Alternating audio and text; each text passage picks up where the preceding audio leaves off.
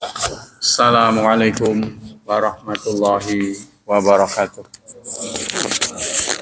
Innal hamdalillah nahmaduhu wa nasta'inuhu wa nastaghfiruh wa na'udzu billahi min syururi anfusina wa min sayyiati a'malina.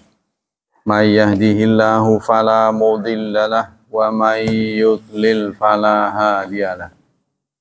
Asyhadu an la ilaha illallah wa asyhadu anna Muhammadan abduhu wa rasuluh la nabiyya ba'dah. Allahumma salli wa sallim ala nabiyyina Muhammad sallallahu alaihi wasallam wa ala alihi wa sahbihi wa man sara ala nahjihi ila yaumiddin, amma ba'd. Ayo ikhwah, kita lanjutkan kajian Fiqhu Bulughil Maram. Mendalami kitab Bulughul Maram versi Imam Syafi'i. Bismillahirrahmanirrahim. As-salatu alal ghamidiyah wa dafnuha. Salat terhadap ghamidiyah, perempuan ghamidiyah, dan menguburkannya. Wa an Buraidata radhiyallahu an fi qissatil maqamidiyah allati amaran nabiyyu bi rajmiha fi zina qala summa amara biha fasulli 'alaiha wa dufinat, rawahu Muslimun. Dari Buraidah radhiyallahu an tentang kisah perempuan Ghamidiyah yang Nabi perintahkan untuk dirajam. Fizina, dalam berzina. Qala, Nabi bersabda, kemudian ia memerintahkan biha terhadap perempuan itu, fasulli 'alaiha, maka disolati atasnya, wa dufinat, dan dikuburkan. Apa maksud dari hadis ini? Kesimpulan hadis ya, fasulya 'alaiha ay minas sahabat bi amri Rasulullah, fi riwayatin fasalla 'alaiha wa dufinat tsumma dafana fil muslimat.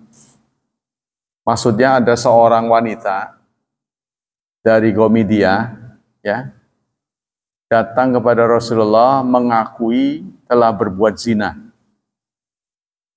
Jadi di antara sahabat yang bersalah itu kebanyakan mereka datang kepada Rasulullah.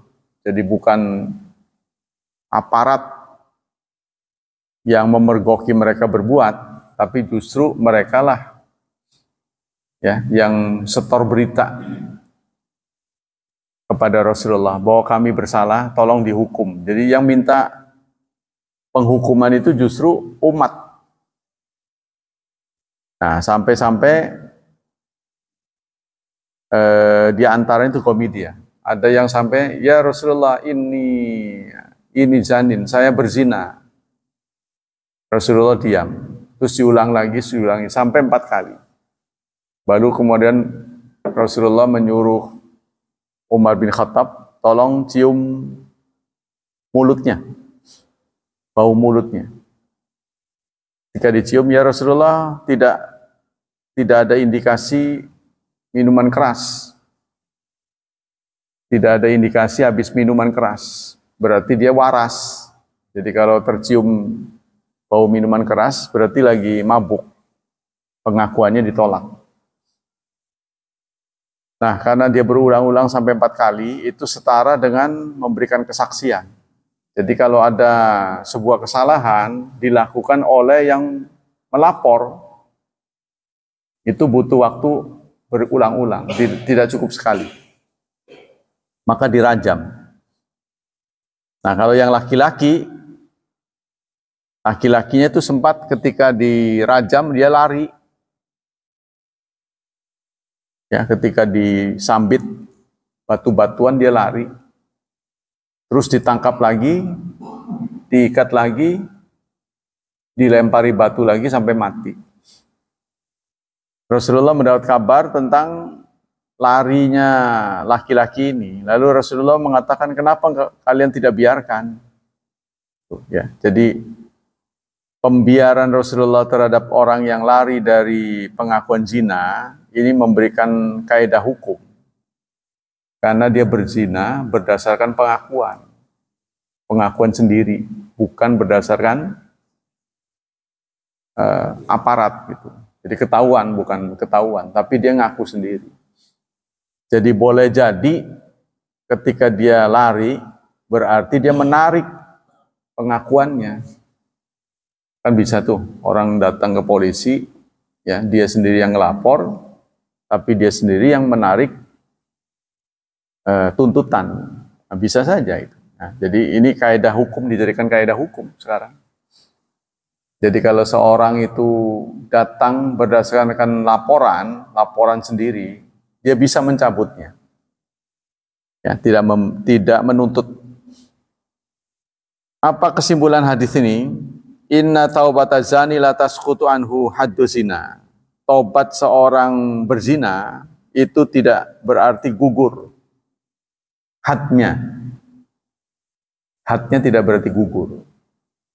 Tapi kalau diam aja memang nggak akan dihukum, karena hukum hanya akan melihat kan berdasarkan bukti. Kalau tidak ada bukti, ya paling tidak itu pengakuan. Wa kadza hukmu haddis sarikah. Begitupun hukum had. Tahu nggak had?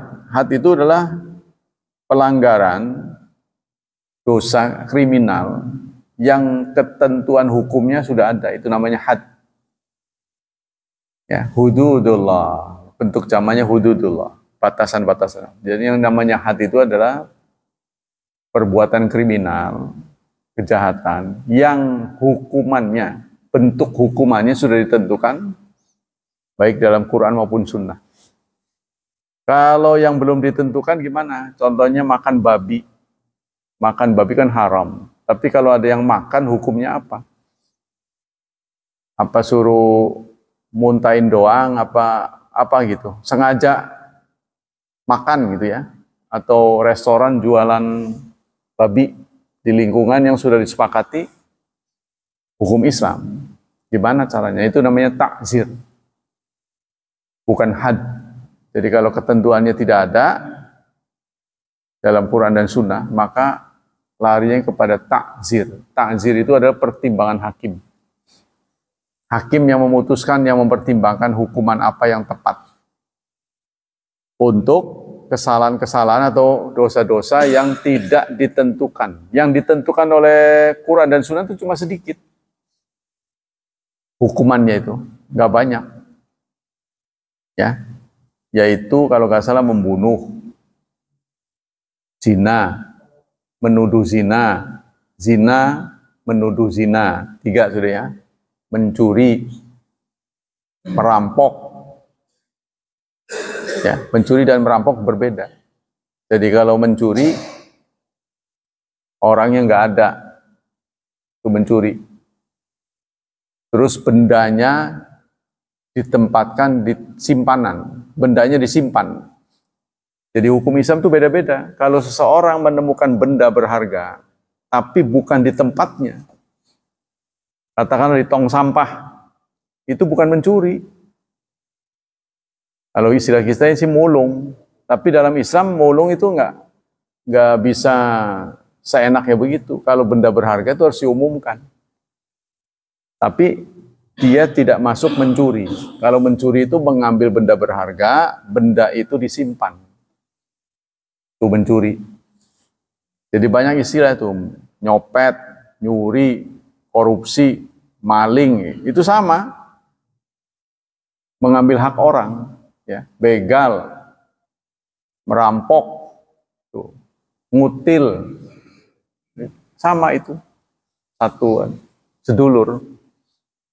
Coba beda caranya. Kalau ngutil, orangnya nggak tahu, bendanya kecil biasanya. Ngutil tuh, apa namanya tuh, kleptomania apa ya? Ya, kleptomania. Jadi satu gangguan jiwa yang ingin menghilangkan benda milik orang lain, tapi itu gangguan jiwa, bukan karena butuh, tabiat. Jadi dia seneng. Jadi kalaupun dia ganti juga bisa, di gangguan jiwa. Sama dengan makan, ada yang makan itu bukan karena lapar, penyakit, makan dimuntahin gitu. Jadi seneng makan aja. Namanya udah nggak waras ya. Jadi udah abnormal. Nah begitupun tadi itu, nyopet, orangnya nggak tahu, tapi biasanya di tempat ramai. Kalau di tempat sepi, namanya begal. Korupsi terstruktur, biasanya kaum berdasi korupsi. Korupsi itu biasanya urusan dengan pemerintahan. Jabatannya strategis biasanya korupsi. Jadi singkatnya, korupsi itu pelaku-pelakunya kebanyakan kaum berdasi. Kalau yang dicekal oleh KPK itu adalah yang urusan dengan negara. Kalau swasta dengan swasta enggak. Ya, jadi kalau ada pegawai swasta mengkorupsi perusahaan swasta, itu bukan ranah KPK. Karena dia ada pegawai negara. Jadi ada batasan-batasan. Dan dibutuhkan paling tidak 2 bukti untuk KPK. Tapi kembali di Indonesia kadang-kadang bisa berdasarkan pesanan. Walaupun bukti sudah cukup, kadang-kadang dijadikan alat untuk simpenan, untuk kartu truf. Kalau kamu nggak nurut saya, tak bongkar. Itu kadang-kadang dipakai begitu. Ya. Jadi jahatnya begitu, ya, Jadi memang butuh kejujuran. Jadi jangan saudara mengira di negara-negara yang dijalankan syariat Islam juga jujur, belum tentu. Kadang-kadang orang Indonesia terjebak karena nggak bisa bahasa Arab. Nanti ditanya, kamu betul nggak mencuri, menganiaya majikan? Karena dia nggak ngerti bahasa Arab, bilang iya, gitu. Dipaksa, dia nggak ngerti apa, dipaksa kan, iya, gitu. Atau dicubit gimana, nganggut. Nah kebanyakan begitu ketika dilakukan advokasi, ditanya dengan sejujurnya, saya nggak tahu yang dia tanya itu apa, kebanyakan, karena beda bahasa. Tapi kalau pelakunya mereka sendiri, mereka lawan karena mereka ngerti. Ada kecenderungan begitu juga mereka. Ya, kita kembali ke sini. Yang kedua, jadi begitu juga hukum mencuri, hukum meminum. Jadi kita harus bisa membedakan had dan ta'zir. Had itu adalah ketentuan sanksi hukum yang sudah ditetapkan. Kalau nggak salah ada 8. Mencuri, berzina, menuduh zina, membunuh, begal, ya. Apalagi nih, minum khamr tidak ditentukan. Minum khamr memang haram, tapi tidak ditentukan sanksinya apa gitu.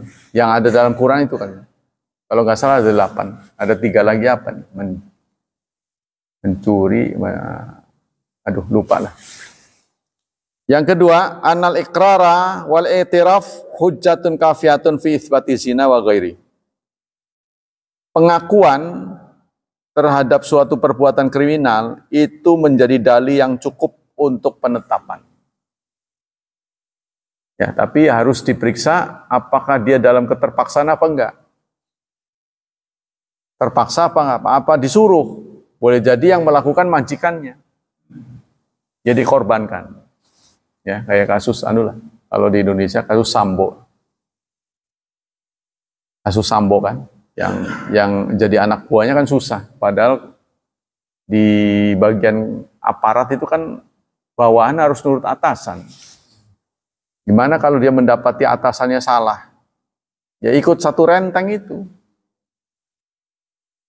Yang ketiga, inna rajmazani awizania la yasqutu haqqau fil ghusl. Meskipun orang yang berzina itu dihukum rajam, setelah mati tidak gugur kewajiban untuk dimandikan. Jadi sebagai muslim tetap diakui.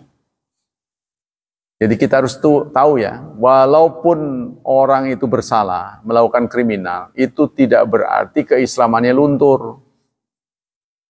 Jadi kalau dia mati tetap wajib disolati. Kan orang kafir mah enggak, walaupun nggak berdosa, ada orang kafir tidak bersalah. Kan tetap aja mati mah nggak wajib disolati kan? Kita tidak wajib sholat. Tapi orang Islam, sepanjang Islamnya tidak dicabut, bagaimana keislaman seseorang bisa dicabut? Satu, kalau di Indonesia pengakuan. Ya, tidak ada satu orang pun yang boleh menggugurkan keislaman seseorang. Kalau di sisi Allah membeda lagi. Kalau di sisi manusia, sebelum dia mencabut. Ya contohnya anak proklamator, nah, dia meresmikan saya sudah meninggalkan Islam menjadi Hindu. Nah itu disahkan. Itu baru kita boleh dia Hindu, bukan muslimah lagi. Tapi sepanjang dia tidak mengakui, nah ini keroknya. Walaupun perilakunya menghina Islam, menjatuhkan Islam, kita tidak punya hak untuk menuduh. Keroknya begitu. Palingnya kita hukum. Sanksi moral paling. Ya, paling sanksi moral. Karena itu di Indonesia itu ada semacam hukum. Seseorang tidak boleh nyebrang. Tapi kalau dia menghina agamanya sendiri, nggak bisa disentuh oleh hukum. Contoh untuk ini adalah Mama Gufran. Ya kan? Dia ngaku bisa konsultasi dengan malaikat kubur.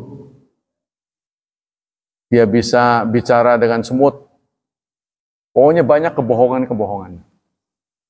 Atau nyeleneh. Nah, nyeleneh. Kalau istilah kita, manhaj salaf, ya Islam Nusantara.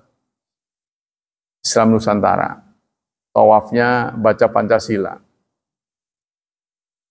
Ya, dan sebagainya itu kan terus baca Qur'annya pakai langgam Jawa, tajwidnya rusak, dan sebagainya. Nah, itu kalau menurut kita melanggar, tapi karena dia beragama Islam, nggak bisa disentuh oleh hukum. Di Indonesia, sama dengan Ahmadiyah. Ahmadiyah itu kan prosesnya lama. Ahmadiyah ini muslim apa enggak? Nah, itu persoalannya. Sebab kalau orang Islam menjatuhkan Islam, itu nggak bisa disentuh hukum. Orang Islam menjelekkan Islam.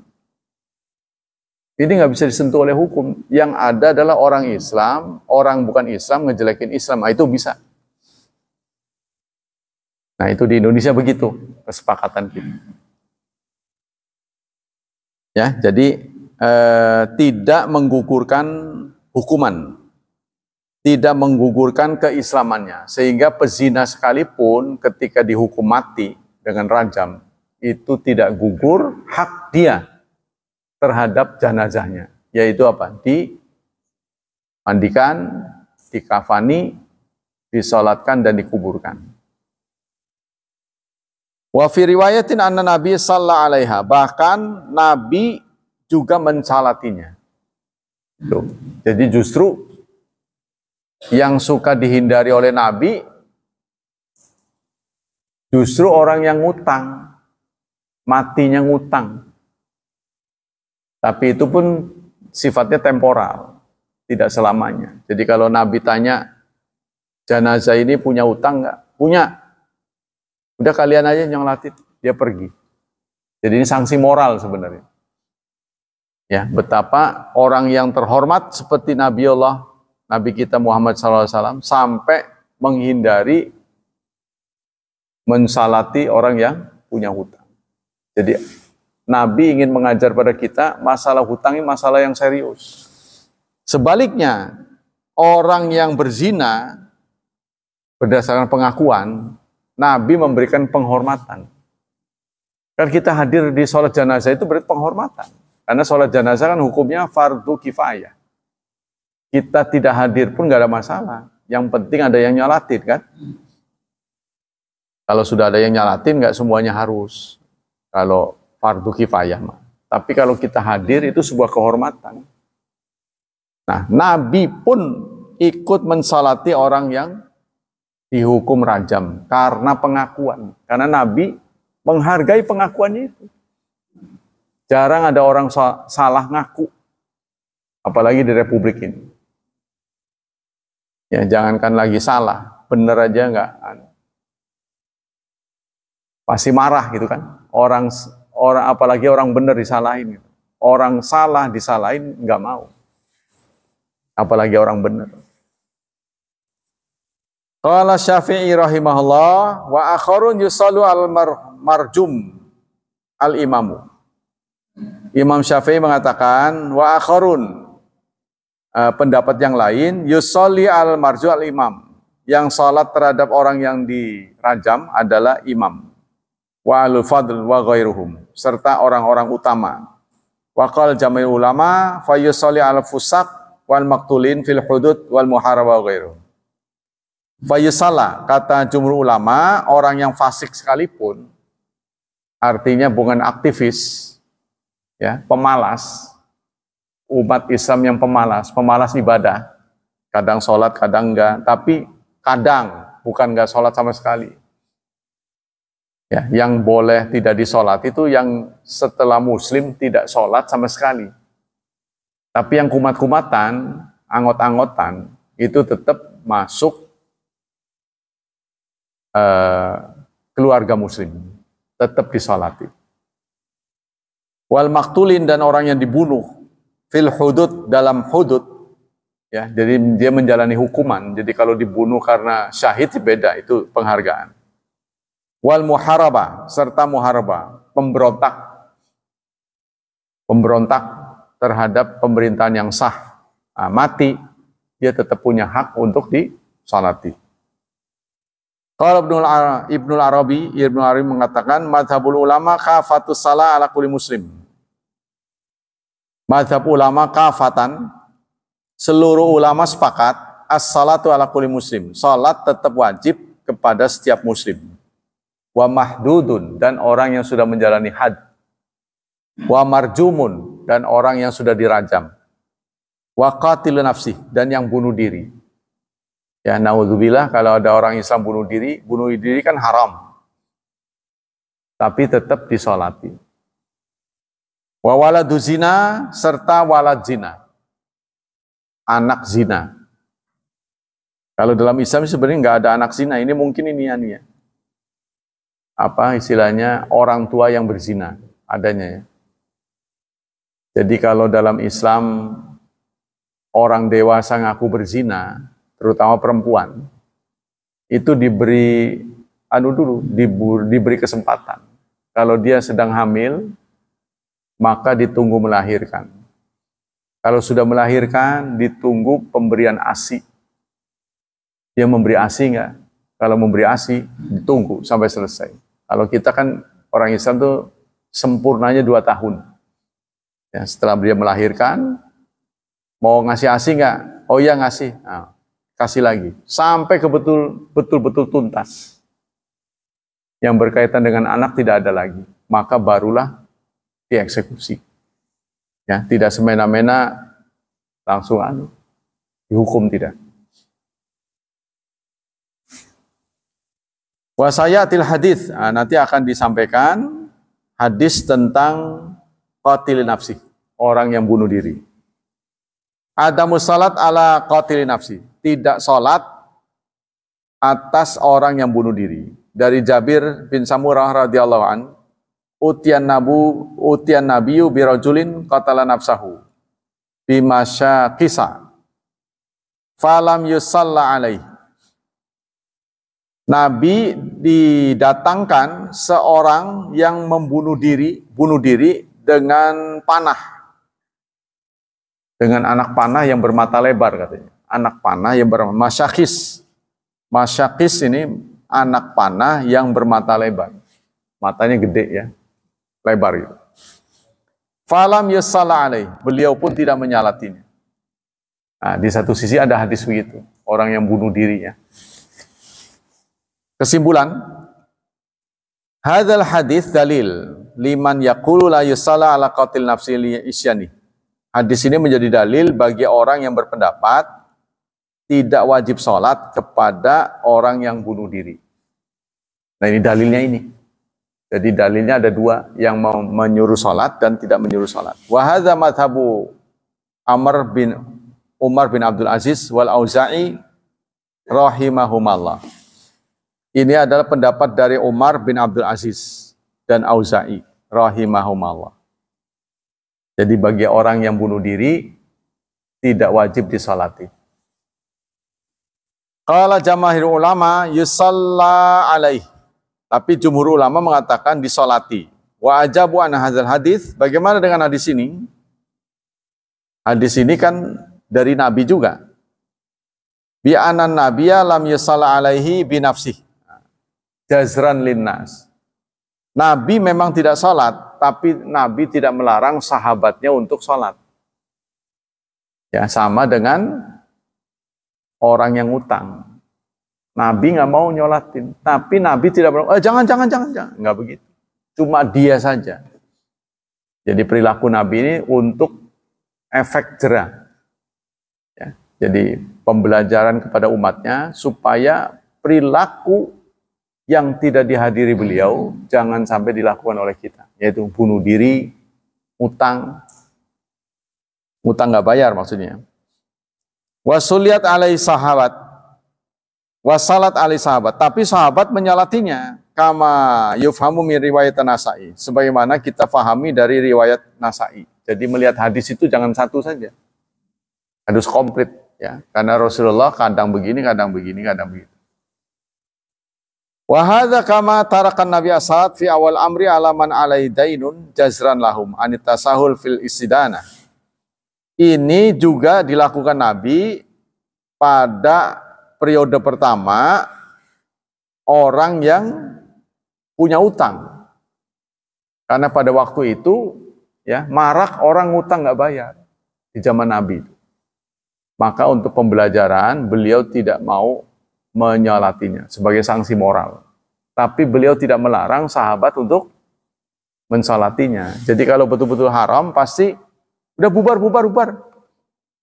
Buang aja sana. Nah, pasti begitu. Tapi tidak ada. Wa an ihmali wafaih. Jadi Nabi memberikan jazran, penjeraan, efek jera kepada orang yang gampang ngutang, susah bayar.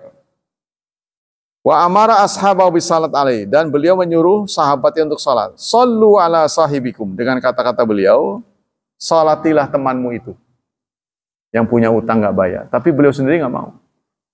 Ya, hadis dirawikan oleh Ahmad. Yang ketiga, qala al-Qadiyat mengatakan mazhabul ulama kafah as-salat ala kulli muslim. Menurut Qadiyat, pendapat ulama seluruhnya mengatakan ya wajib sholat kepada setiap muslim. Wa mahdudun, orang yang tadi ini sudah ini, orang yang dihukum had, marjumun, yang dirajam, wa qatilu nafsahu, dan orang yang bunuh diri. Wa waladu zina, anak zina. Wa qala Malik rahimahullah wa ghairu. Imam Malik mengatakan, innal imama yajtanibus salah ala maktulin fi haddin. Khusus untuk imam diminta untuk menghindari orang yang bunuh diri. Imam ya, sama dengan Nabi ya, memberikan efek jera. Jadi silahkan yang lain saja. Imamnya dilarang menjadi pemimpin sholat bagi jenazah yang bunuh diri. Dan yang tadi itu, ngutang nggak bayar. Jadi niru Nabi lah singkat. Ya, jadi merupakan sanksi moral. Pemimpinnya nggak ikut sholat. Ya kalau kita mah nggak ada masalah. Ya kan? Karena kita bisa dibeli. Gitu. Bisa dibeli. Siapa yang mau dihadirkan? Bisa dipanggil. Mau profesor, mau kiai, nah tergantung. Tergantung undangan. Ya kan? Jadi orang sholat di zaman kita ini tergantung sahibul hajat. La yusallu, bukan sahibul musibah. sahibul hajat, karena dia yang punya kepentingan. La yusalli ala fusak jazran lahum. Begitupun orang yang saleh sebaiknya menghindari salat terhadap orang yang fasik. Orang yang fasik. Jazran lahum sebagai efek jera, sanksi moral. Wa ani Zuhri rahimahullah, dari Zuhri, la yusalli ala marjumin wa yusalli ala maqtul fi qisas wa hunaka aqwalun ukhra. Kalau menurut Zuhri, orang yang dirajam jangan disalati. Tapi orang yang bunuh diri dalam kisos, bunuh diri karena menjalankan eksekusi, nah itu disalati. Nah ini beda-beda pendapat ya. Wa hunaka aqwalun ukhra. Begitupun ada pendapat-pendapat yang berbeda, yang lain. As-salatu ala man taqumul masjidah ala qabriha. Salat terhadap orang yang ngurusi masjid. An Abi Hurairah radhiyallahu anhu fi qissatil mar'ah allati kanat taqumul masjidah. Dari Abu Hurairah, kisah perempuan yang suka bersih-bersih masjid. Qala fasa'ala ahnan nabiyyu. Suatu saat Nabi menanyainya, kelangan. Faqalu matat, sudah meninggal. Jadi ada di zaman Nabi, pernah ada di zaman Nabi, wanita yang membaktikan diri untuk ngurus masjid. Kalau nggak salah, di Arafat juga ada namanya Masjid Namirah kan? Namirah. Namirah itu nama perempuan. Jangan-jangan ini. Jadi perempuan ingin membaktikan hidupnya untuk ngurusi masjid. Dia bersih-bersih, nggak dibayar. Ya, kayak Maryam gitulah. Jadi dia bakti kepada masjid. Baitullah. Dia bersih-bersih, pokoknya dibagusin lah masjid. Nah, saat meninggal, Rasulullah nggak tahu dan tidak diberitahu. Lalu beliau bertanya, kemana itu si ibu itu? Nah, udah meninggal. Lalu Rasulullah merespon, afala kuntum adzantumuni? Kenapa kalian tidak beritahu aku? Faka'annahum sagharu amraha. Seakan-akan mereka meremehkan urusan perempuan itu. Jadi eksistensi perempuan itu tidak dipandang. Tapi Rasulullah menganggap itu besar. Daluni ala qabriha. Tunjukkan mana kuburannya. Fadalluhu. Maka mereka pun menunjukkan kuburan itu pada Rasulullah. Fasalla alaiha. Lalu beliau pun menyalati di atas kuburnya. Jadi Rasulullah memberikan penghormatan, ya, jasa kepada perempuan yang menghabiskan waktunya untuk ngurus masjid. Kesimpulan, al-hadis dalilun ala sihhati salat ala mayyit ba'da dafniha mutlaqan. Hadis ini menunjukkan sah kita sholat jenazah setelah mayit dikubur. Jadi boleh kalau kita nggak sempat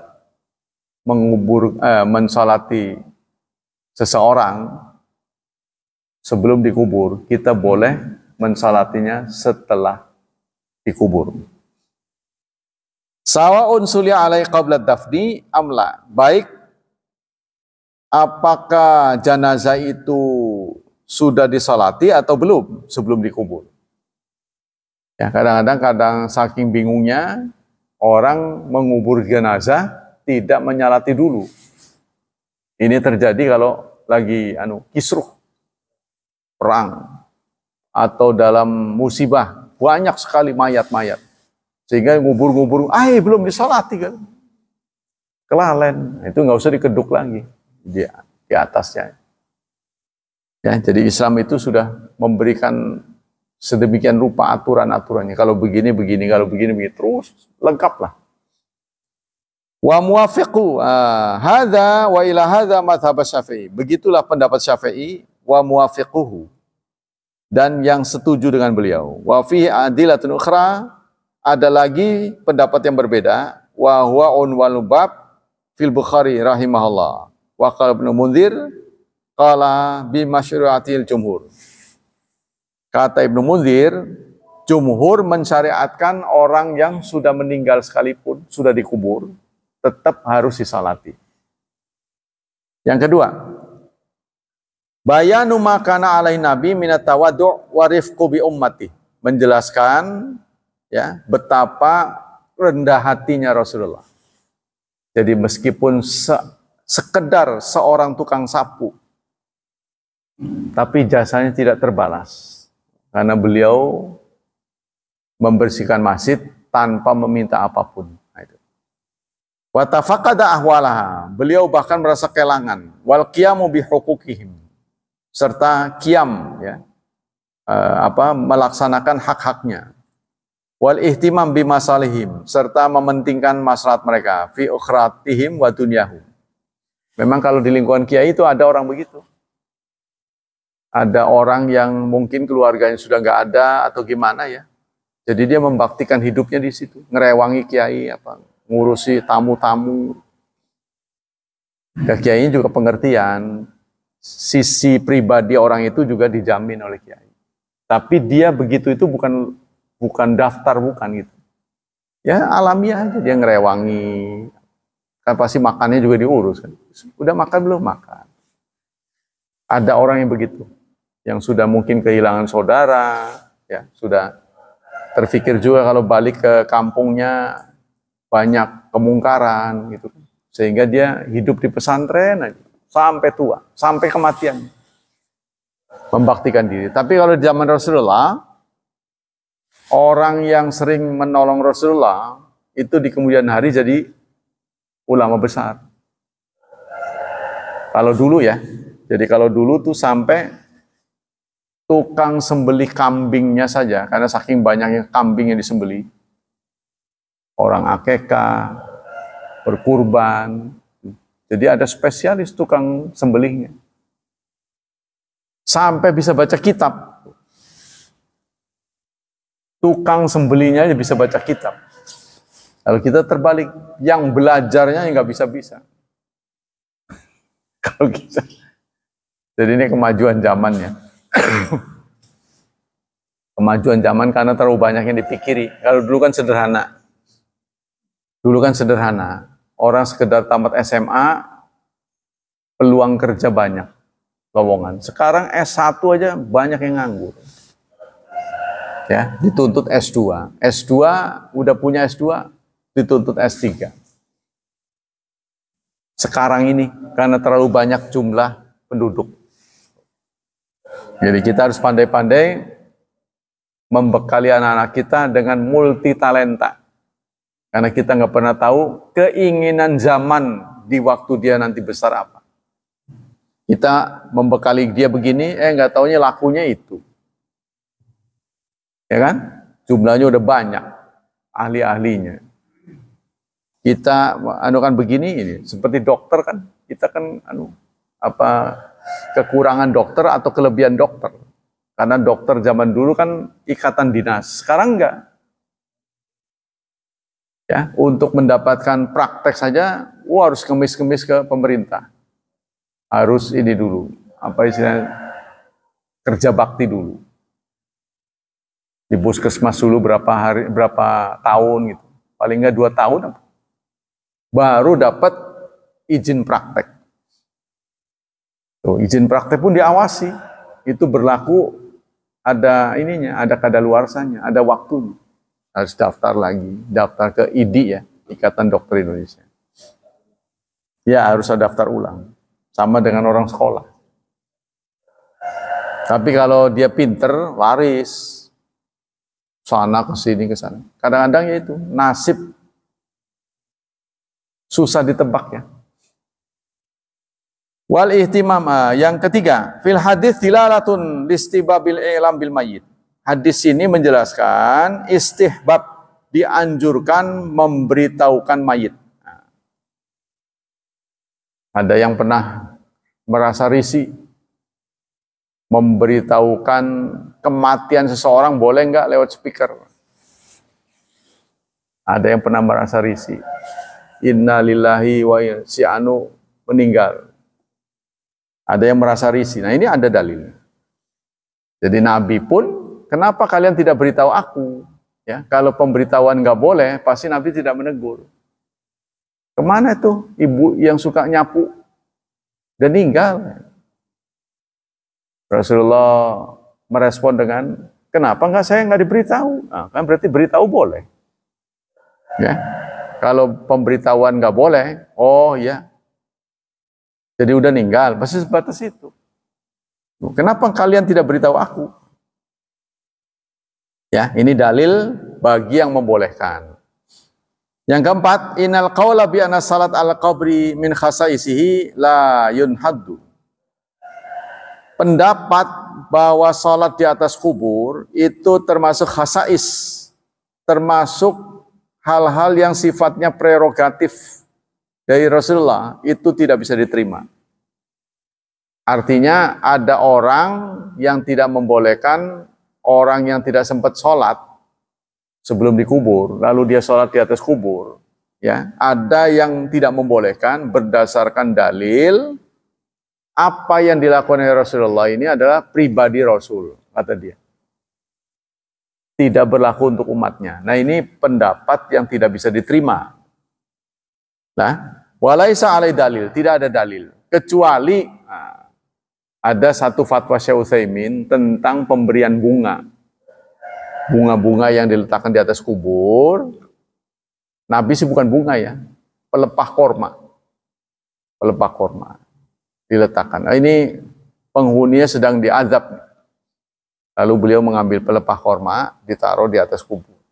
Mudah-mudahan ini bisa menenangkan gitu. Selama pelepah ini belum kering katanya. Dan sekarang ditiru banyak orang, ya, di atas kubur dikasih pelepah. Itu kata Syekh Utsaimin, ini adalah khasais. Itu adalah khusus prerogatif Rasulullah. Sebab Rasulullah menyatakan perbuatannya ini ya didasarkan pada penghuni kubur sedang disiksa. Nah, kita kan nggak tahu sedang disiksa apa enggak. Itu kata Syekh Utsaimin. Maka ini tidak berlaku untuk umatnya.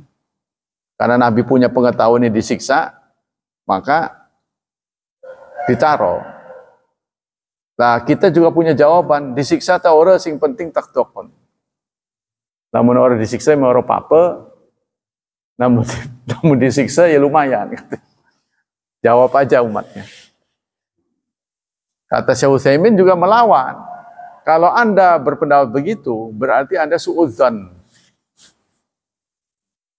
Oh, lagi disiksa nih, saya taruh. Jadi suudzon. Karena Rasulullah punya pengetahuan. Ya, jadi ini khasais Nabi yang tidak boleh ditiru. Jadi ada perilaku Rasulullah yang tidak diteladani, tidak boleh diteladani.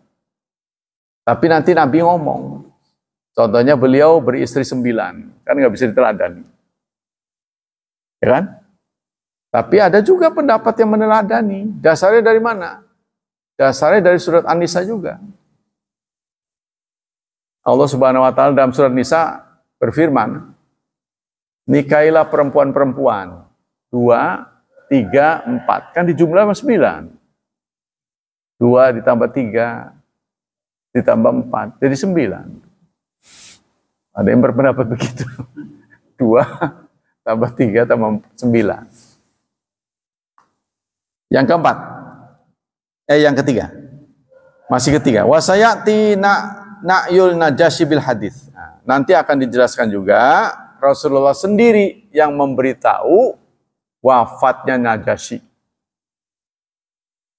Yang keempat, innal qaula bi anna salat al qabri min khasaisi la yanhadu wa laisa alai dalul walina da'wal khususiyah khilaful asli. Nah, ini pendapat tadi ya. Bahwa sholat di atas kuburan itu adalah hak prerogatif Allah, hak prerogatif Allah kepada Rasulnya. Tidak berlaku untuk umatnya. Ini pendapat yang tidak bisa diterima. Tidak didukung oleh dalil. Hadis berikutnya. Al-kubur mamlu'atun zulmatan. Wallahu yunawwiruha bis-salah. Wazada Muslim sumakala. Kemudian ada hadis Muslim menambahkan, inna hadil kubur, sesungguhnya kuburan ini mamlu'atun, penuh, dipenuhi zulmatan dengan kegelapan, ala ahliha terhadap penduduknya. Wa innallaha dan sesungguhnya Allah yunawwiruha lahum bisalati alaihim. Sesungguhnya Allah menerangi kubur untuk ahli kubur dengan salatku atas mereka. Kesimpulan. Hadhi ziyadah lam yukhrij hal Bukhari. Tambahan hadis ini tidak dikeluarkan oleh Imam Bukhari. Jadi ini adalah khusus Muslim ya. Li'anna mudarajat min sabit wahya min marasilihi. Kata Imam Bukhari, hadis ini, tambahan hadis ini tidak bisa diterima oleh beliau karena ini adalah tambahan. Ya, tidak sah. Tapi oleh Imam Muslim dimasukkan. Waqad bayyana dzalika ghairu wahid min ashabin Hamad bin Zaid wa qal Baihaqi yughlabu ala dzan ana hadis ziyada min marasil sabit. Kata Imam Baihaqi ini seorang imam yang sering ya riwayatnya itu dhaif. Riwayat dhaif. Jadi kalau ada hadis riwayat Baihaqi kebanyakan dhaif, kebanyakan dhaif. Ya, kata beliau tumben di sini. Boleh jadi patut diduga tambahan ini adalah mursalnya sabit. Jadi mursal itu adalah hadis yang tidak nyampe pada Nabi. Yang ngomong sahabat. Nah ini, soal omongan sahabat ini patut dijadikan hukum apa enggak? Ulama berbeda pendapat. Tuh, walaupun sahabat, dia nggak mungkin ngomong sembarangan. Ya, ulama mau ngomong gitu. Karena itu kita disebut manhaj salaf. Manhaj salaf itu adalah semua produk yang ada di abad ketiga pertama. Abad ketiga pertama Hijriah sampai tahun 300 itu namanya. Produk-produk ulama yang lahir di situ itu termasuk salaf. Salaf kan artinya bengen, antik, kuno gitu kan. Nah, banyak orang nggak tahu yang disebut salaf itu apa. Manhaj salaf. Sehingga orang mengatakan yang menghidup-hidupkan manhaj salaf itu Ibnu Taimiyah kebanyakan. Ibnu Taimiyah sendiri bukan salaf. Karena beliau lahir tahun 700-an. Apakah patut diduga salaf? Ini lagi dikorek. Lagi dikorek. Yang sekarang ini berimbas kepada dunia ini. Pendapat-pendapat ya yang sekarang dipakai oleh Saudi ini sedang ditinjau kembali. Makanya Raja Salman melakukan banyak perubahan-perubahan. Anda tahu itu. Bisa ditinjau kembali gitu. Karena kita sudah dihadapkan pada zamannya modern. Nah, nanti orang bertanya lagi, kita yang ikut apa zaman yang ikut? Kita yang ikut Nabi apa Nabi yang ikut kita? Nah ini terjadi lagi perbedaan. Kesimpulan. Dari mana ini? Kesimpulan. Hadis ziyadah itu tadi ya. Yang kedua, ihtajja bi hadhihi riwayat man qala bi adam masyar salah ala qabri. Dalil ini menjadi hujah bagi orang yang mengatakan tidak perlu salat di atas kubur. Jadi kalau sudah terlambat mensalati mayit, tidak perlu lagi menyalati di kubur. Di atas kuburan. Pendapat ini dipegang oleh Imam Dakhai, Malik, Abu Hanifah rahimahumullah. Wa ana dzalika min khasaisihi. Dan itu termasuk khasais Nabi, itu spesialis Nabi. Tidak berlaku buat umatnya, katanya gitu.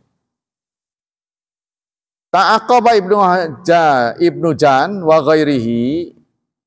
ghairuhu da'wal khususiyah wa anna rasul angkara alaman lam yusalla wa anna salatahu ala qabri dalilul wa bayanun li jawaz dzalika li ghairi. Tapi pendapat yang lain mengatakan kelakuan Rasul ya salat di atas kubur orang yang itu tadi mengurus masjid, bersih-bersih masjid, ini menjadi dalil boleh kalau kita terlambat menyolatinya. Ya, contohnya kita datang ke lokasi, ternyata sahabat kita sudah dikubur. Kita belum ikut sholat. Ya, kalau kita terikat secara emosi, ini disunnahkan oleh Syekh Utsaimin untuk sholat. Kalau kita dengan yang meninggal itu ada emosi, maksudnya dulu pernah teman kita, keluarga kita, kenalan kita, nah, kita disunnahkan sholat di atas kubur. Kalau sudah terlambat, tapi kalau belum terlambat ya bagus. Ini kalau sudah keburu dikubur. Wa anna mujarrada qaulina yunawil kubur bisalati ala ahli ala yang bagi masyarakat salat al qabri li ghairi. Kata pendapat yang menolak bahwa ini hanya khusus untuk Nabi, ya, karena Rasulullah mengatakan kuburan itu penuh dengan kegelapan. Dia terang karena sholatku. Jadi Rasulullah mengatakan kuburan ini penuh dengan kegelapan dan sesungguhnya Allah meneranginya karena sholatku. Dia mengatakan ku-nya itu. Ya. Jadi kalau ku itu kan berarti spesial Nabi. Nabi tidak mengatakan dengan sholat-sholat kita. Gitu. Kalau beda kalau Nabi mengatakan sholat kita ini sudah menerangi mereka. Nabi mengatakan sholatku. Nah, berarti ini spesial Nabi. Kalau bukan Nabi nggak terang. Kalau nggak terang buat apa? Gitu kan? Itu sikatnya. Nah ini urusan-urusan gaib nggak ngerti. Urusan-urusan gaib kan ini. Apa ya benar terang apa enggak? Wallahu a'lam. Paling ya orang melakukannya menawu-menawu. Ya kalau bangsa gaib itu wis menawi sih, menawi be terang lah, mau terang mau usah apa. Wa qala bisa alal qabri al jumhur. Tapi jumhur ulama, mayoritas ulama mengatakan orang yang tidak atau gagal menyolati mayit disunahkan untuk mensolati di atas kuburnya. Hadis berikutnya, an-nahyu anin na'yi. Larangan meratap, na'yun ya. Na'yun itu apa? Ini akan jelaskan. An Hudzaifah radhiyallahu an, annan nabiyya kana yanha anin na'yi. Nabi melarang na'yu. Diriwayatkan oleh Ahmad, Turmudi dan dihasankan. Na'yu itu na'aryan an idza adza'a mautahu. Apabila seseorang mempublikasikan kematian. Publikasi kematian itu namanya na'yun. Wa akhbara bihi idza nadabahu. Wa fi Turmudzi an Hudzaifah bin Yaman qala idza muttu fala tu'dzuni. Dari Hudzaifah bin Yaman, beliau pernah berpesan, kalau nanti aku mati fala tu'dzuni bi. Jangan beritahukan. Nanti kalau aku mati janganlah kalian nyiar-nyiarin gitu. Ya, kata Hudzaifah. Ini akhafu ayyakuna na'yan, karena aku takut menyiarkan kematianku termasuk na'yun yang dilarang oleh Rasulullah. Fa inni sami'tu Rasulullah yanha 'anin na'yi wa kadza inda Ibnu Majah. Karena aku pernah mendengar Rasulullah melarang na'yu. Itulah pendapat Ibnu Majah. Nah, ya, jadi ada yang melarang nih. Tapi nanti ada hadis lagi yang membolehkan. Jadi mungkin jangan terlalu dihebohkan. Kalau menurut versi saya udah sih nggak usah ngundang-undang orang luar, sekitar situ saja. Ya, tapi kalau orang yang punya keterikatan emosi pasti merasa kehilangan. Kok saya nggak dipanggil? Pasti kan begitu kan? Rawat Turmudzi Abdullah bin Mas'ud radhiyallahu anhu Nabi, iyyakum wan na'ya. Rasulullah pernah berpesan, disampaikan oleh Turmudzi dari Ibnu Mas'ud, iyyakum wan na'ya, jauhilah na'ya, fa inna na'ya min amali jahiliyah. Karena na'ya, publikasi kematian, itu termasuk amal jahiliyah. Makanya pernah bermasalah ya. Pernah bermasalah, orang mau mengumumkan lewat speaker, boleh apa enggak, boleh apa enggak. Qala Abdullah wan na'yu adzanun bil mayyit. Na'yu itu adalah pemberitahuan terhadap kematian, publikasi kematian singkatnya. Wa qala Turmudzi haditsu Abdullah haditsu hasan gharib. Hadis Abdullah ini hadis hasan gharib. Waqad karihah ba'du ahli ilmi an-na'ya wa na'ya indahum ayunada fin nas anna fulanan mata liyashhadu janazatahu. Menurut ulama yang disebut na'yu adalah seseorang memberitahu si fulan sudah wafat supaya yang dengar itu ikut menjadi saksi. Ya, ikut maksudnya menyaksikan jenazahnya. Wa qala ba'du ahli ilmi la ba'sa. Tapi sebagian ulama mengatakan tidak ada masalah, tidak apa-apa. Bi ayyulama alu qarabati wa ikhwani, tapi sebatas kerabat dan temannya. Tuh ya. Jadi nggak usah manggil-manggil jauh-jauh. Kerabatnya boleh. Waruwiya an Ibrahim an-Nakhai ana qala ba'sa bi ayyulima rajul qarabatahu. Tidak ada masalah seseorang memberitahu kerabatnya. Hanya sebatas kerabat. Jadi nggak usah ngerepotin orang karena hukumnya fardu kifayah. Tapi angel sih, ya orang nggak memberitahu itu aneh. Gitu. Kalau nggak diberitahu malah orang curiga. Jangan-jangan ada yang nggak beres ini. Nggak begitu kan? Ada yang nggak beres sih. Yang kedua, al-muharram fi na'i makana jahiliyah taf'aluhu.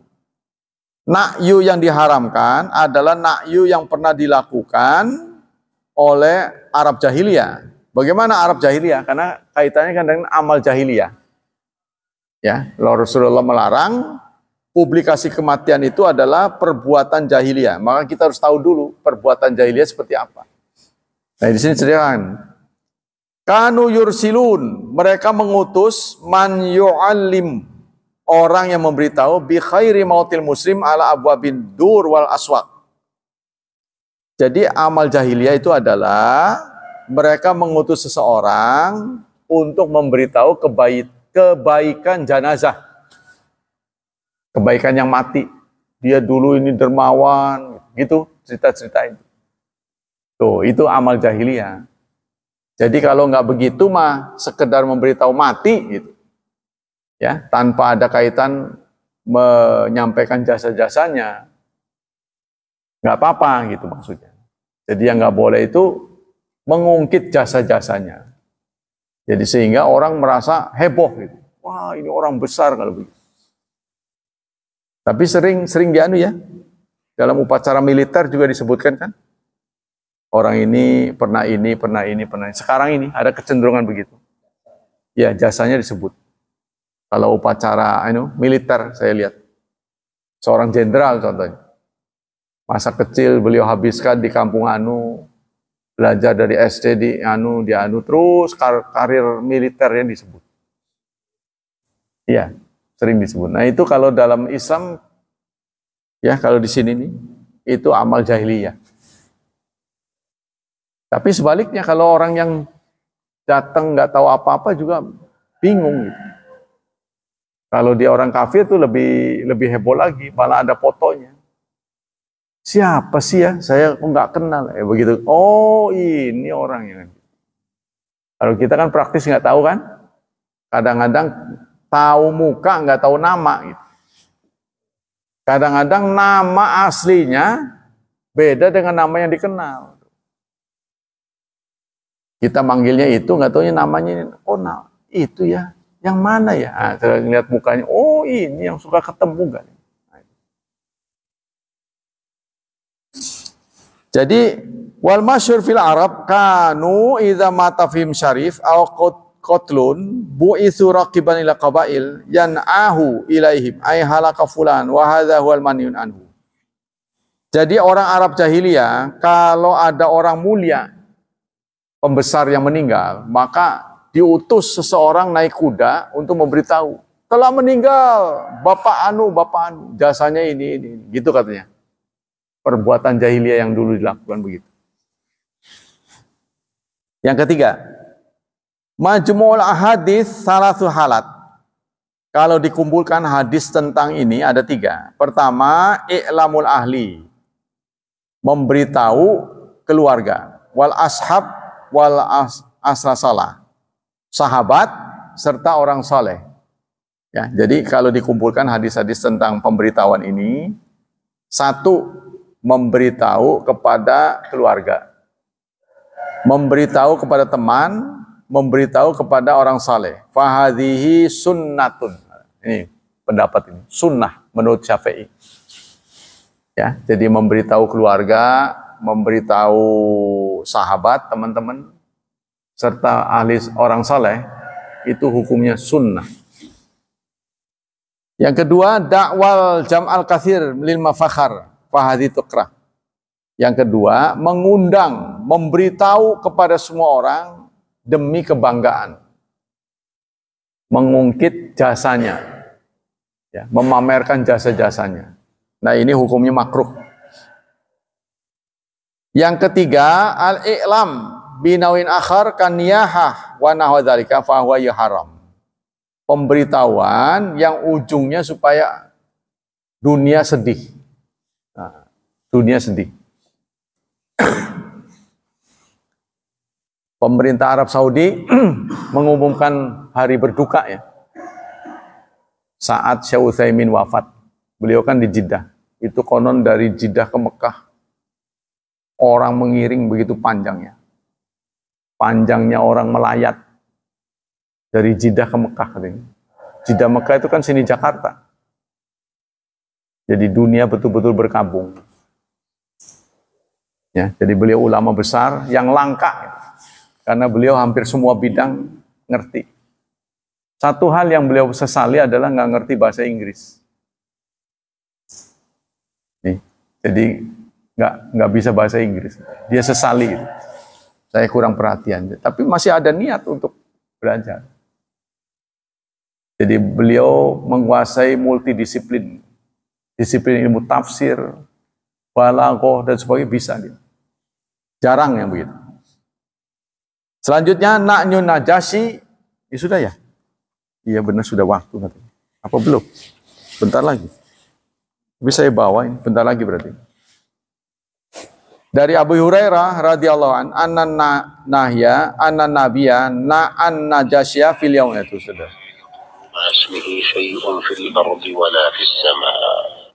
Jadi satu bentuk mukjizat Raja Najasyi itu ada di Eropa, ada di Afrika. Ada di Afrika, yaitu Ethiopia ya. Ketika wafat Rasulullah memberitahu.